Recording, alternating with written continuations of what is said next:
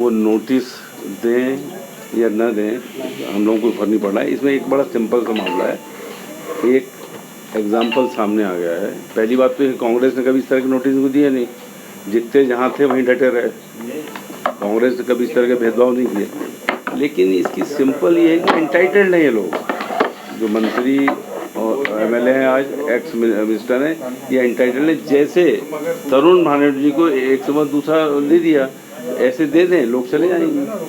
लेकिन नोटिस आया कि नहीं आया सर आप लोगों के पास, क्योंकि वो मानने के लिए तैयार नहीं। आपके पास आया कि नहीं आया नोटिस? आया कि नहीं आया?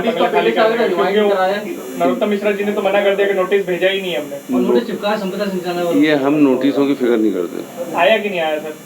ये पता ही नहीं आया कि नहीं आया, फिक्र ही नहीं करते। तो फिर आया नहीं आया कौन देख रहा है? बीजेपी के लोग कहते हैं टाइगर अभी जिंदा है, और आपके ही जो मुखिया है कमलनाथ जी कहते हैं पिक्चर अभी बाकी है।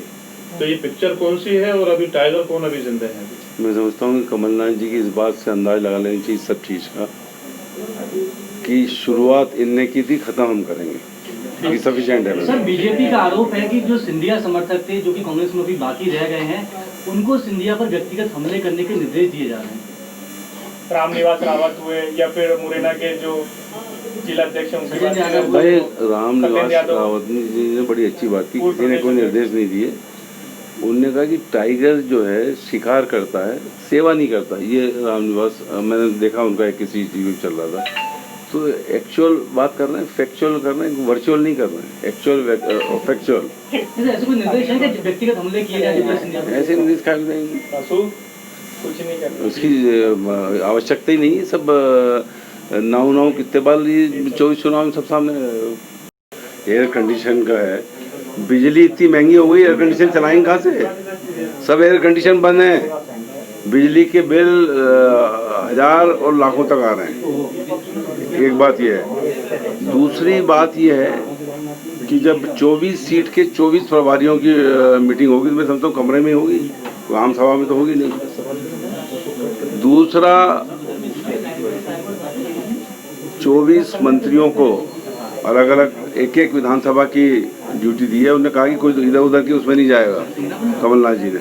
और कल मुकुल वासनिक जी जो हमारे प्रभारी महामंत्री वो आए थे, और मैं समझता हूँ कि बैठक बहुत सार्थक रही, बहुत अच्छे वहाँ सुझाव आए।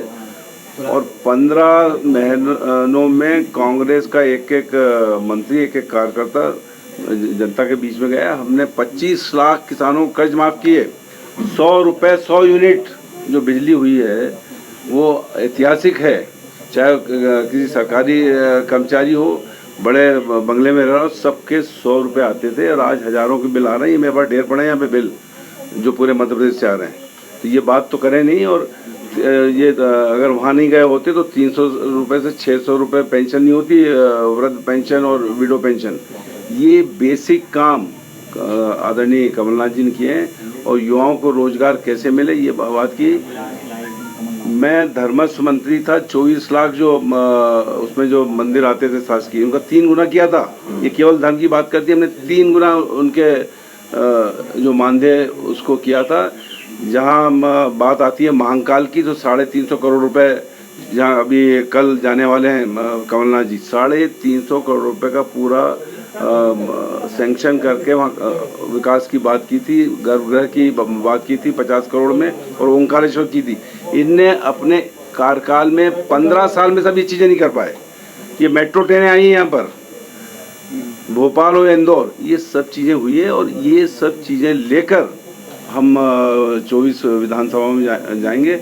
और कल से कमलनाथ जी फील्ड पे आ रहे हैं। ये वर्चुअल रैली नहीं करेंगे, वो न वर्चुअल मीटिंग करेंगे जो बीजेपी कर रही है। कमलनाथ जी और कांग्रेस के नेता एक्चुअल रैली करेंगे, एक्चुअल मीटिंग करेंगे। जो पूर्व विधायक जिनको अब टिकट विकेट मिल नहीं रही थी यहाँ पे, या वो कहे जिनको टिकट मिल चुकी थी, अब उम्मीद नहीं है कि अब मिलेगी वहाँ, तो नया जगह उन्होंने तलाशी की, हो सकता है वहाँ कुछ हो जाए। बाकी जो कांग्रेस का जो कर्मठ कार्यकर्ता है वो कहीं नहीं गया है। वो चाहे ग्वालियर चंबल संभाग हो या पूरा मध्य प्रदेश, यथावत है और अपनी जगह पर है। और ये मिलकर, क्योंकि आज एक असंतोष है, ये 22 चुनाव जो हुए हैं जिसमें 14 बगैर विधायक बने मंत्री बन गए। अरे आज 1-2 बन जाए वहाँ तक ठीक है, 14 जो आज की तारीख में विधायक नहीं वो मंत्री बने हुए। हार के डर के कारण मंत्री बना दिए गए। निश्चित तौर पर ये चुनाव 3 चीज़ों पे होने वाला है। 22 जगह, और ये दोनों जो लोग कांग्रेस से बीजेपी में गए, ये 22 चुनाव लड़ रहे हैं, और 22 जो चुनाव लड़े थे जो इनसे हारे थे, ये अस्तित्व दोनों का है। जो अगर ये जीत गए तो उसका अस्तित्व खत्म, और ये हार गए तो इसका अस्तित्व खत्म। तो ये इनकी आपस में अस्तित्व की लड़ाई का चुनाव है, और जनता की लड़ाई है कि तो हमने तुमको 5 साल के लिए चुना था, 15 महीने में आप कैसे आ गए, ये जनता पूछेगी। और ये जो कोविड-19 का जो 3 महीने का पीरियड रहा है, जहां डीजल पेट्रोल के भाव अनाप शनाप हो गए हैं, बिजली के बिल अनाप शनाप हो गए, लोगों के रोजगार चले गए, और आज भी व्यवस्था ठीक से संभली नहीं है। बेरोजगारी 14 लाख युवाओं की मध्य प्रदेश में हुई है। ये सब इशू रहेंगे वहाँ पर।